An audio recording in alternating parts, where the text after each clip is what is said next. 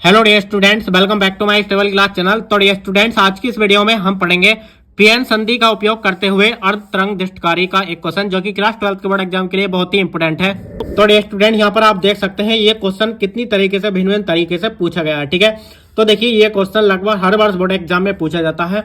दो क्वेश्चन होते हैं, एक अर्ध तरंग दृष्टकारी, एक होता है पूर्ण तरंग दृष्टकारी। ठीक है, इसमें से एक क्वेश्चन हर साल बोर्ड एग्जाम में पूछा जाता है। ठीक है, तो देखिए क्वेश्चन है पीएन संधि डायोड का उपयोग करके अर्ध तरंग दृष्टकारी का परिपथ चित्र खींचिए तथा इसकी कार्यविधि समझाइए। ठीक है, तो भिन्न भिन्न तरीके से इस प्रकार से क्वेश्चन पूछा जाएगा। तो डियर स्टूडेंट, सबसे पहले आप इसके डायग्राम को देखिए इसमें दो कुंडलियां होती हैं। यहाँ पर देख सकते हैं P4 प्राइमरी कुंडली यानी कि प्राथमिक कुंडली। ठीक है, और यहाँ पर इसके बिल्कुल सामने है सेकेंडरी कुंडली यानी कि द्वितीय कुंडली। देखिए हमने द्वितीय कुंडली में एक पीएन संधि डायोड को लगाया है और श्रेणी क्रम में लोड प्रतिरोध लगाया, यानी कि हमने श्रेणी क्रम में एक पीएन संधि डायोड और लोड प्रतिरोध को जोड़ा है। ठीक है, तो डियर स्टूडेंट्स, आपको इस प्रकार से इसकी बनावट लिखनी होती है। तो डियर स्टूडेंट, उसके बाद देखिए इसकी कार्यविधि में क्या लिखना है। यानी कि यहाँ पर देख सकते हैं जो प्राथमिक कुंडली है, प्राथमिक कुंडली को हमने यानी कि निवेशी वोल्टता यानी कि एसी करंट से जोड़ा है। ठीक है, और जो एसी करंट होती है उसकी तरंगे कुछ इस प्रकार से चलती है, यानी कि साइन के ग्राफ की तरह। ठीक है, तो देखिए इसमें यहाँ पर देख सकते हैं जो इसका जो पहला आधा चक्र है, ठीक है, उसके लिए इसकी कंडीशन अलग होगी। ठीक है, और उसके बाद देखिए इसका जो दूसरा आधा चक्र है उसके लिए इसमें कंडीशन अलग होगी। ठीक है, तो यदि हम निवेशी वोल्टेज की पहले आधे चक्र की कार्यविधि को समझे तो देखिए कुछ इस प्रकार है।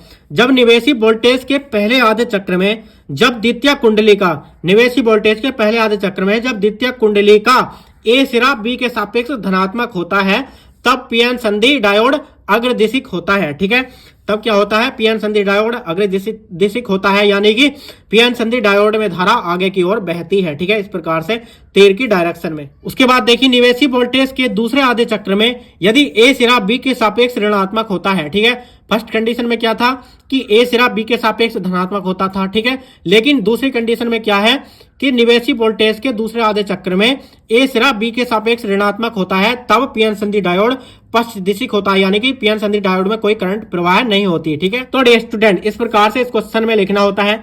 तो देखिए इसमें फर्स्ट हेडिंग डालेंगे बनावट। ठीक है, यानी कि इसको किस प्रकार से बनाया जाता है।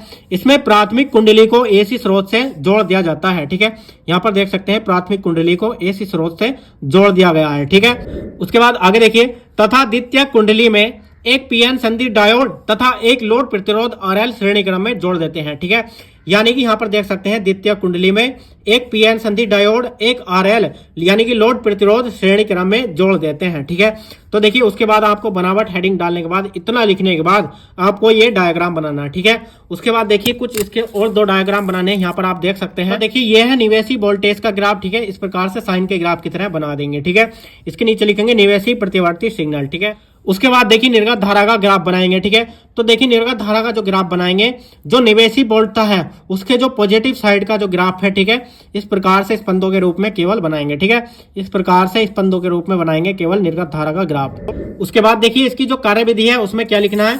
तो यहाँ पर आप देख सकते हैं ये निवेशी वोल्टेज है। ठीक है, निवेशी वोल्टेज के पहले आधे चक्र में, ठीक है, पहला आधा चक्र इस प्रकार से यहाँ तक है। ठीक है, यानी कि निवेशी वोल्टेज के पहले आधे चक्र में जब द्वितीय कुंडली का ए सिरा बी के सापेक्ष धनात्मक होता है तब पीएन संधि डायोड अग्रदिशिक होता है, यानी कि पीएन संधि डायोड में धारा आगे की ओर बहती है। ठीक है, यानी कि लोड प्रतिरोध में धारा सी से डी की ओर बहती है। ठीक है, तो देखिए यहाँ पर आप देख सकते हैं कार्यविधि में इस प्रकार से ही लिखना है।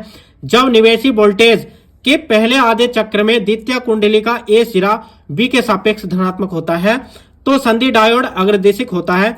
इस स्थिति में लोड प्रतिरोध में धारा सी से डी की ओर बहने लगती है। ठीक है, उसके बाद देखिए आगे देखिए इसके बाद निवेशी एसी वोल्टेज के यानी कि जो एसी करंट होता है, एसी करंट के अगले आधे चक्र में द्वितीय कुंडली का ए सिरा बी के सापेक्ष धनात्मक होता है तब पीएन संधि जो डायोड होता है वो पश्च दिशिक होता है। ठीक है, इस स्थिति में लोड प्रतिरोध में कोई धारा प्रवाहित नहीं होती। ठीक है, तो यहाँ पर डायग्राम में देख सकते हैं, यानी कि जब द्वितीय कुंडली का ए सिरा बी के सापेक्ष ऋणात्मक होता है तब पीएन संधि डायोड में कोई भी धारा प्रवाहित नहीं होती। ठीक है, यानी कि लोड प्रतिरोध में कोई भी धारा प्रवाहित नहीं होती। तो इस प्रकार से इसकी कार्यविधि में कुछ इसका निष्कर्ष लिखना है।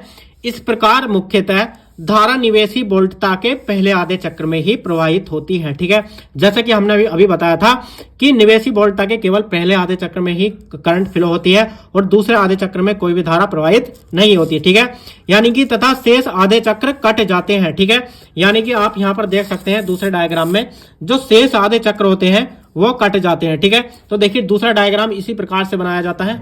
उसके बाद इसमें आगे लिखेंगे, इस प्रकार पीएन संधि डायोड अर्ध तरंग डिस्टकारी की भांति कार्य करता है। ठीक है, तो देखिए यहां पर आप देख सकते हैं इसका जो दूसरा डायग्राम है, यानी कि ये अर्ध तरंग डिस्टकारी की भांति कार्य करता है। तो डियर स्टूडेंट, इस वीडियो को लाइक जरूर कर देना।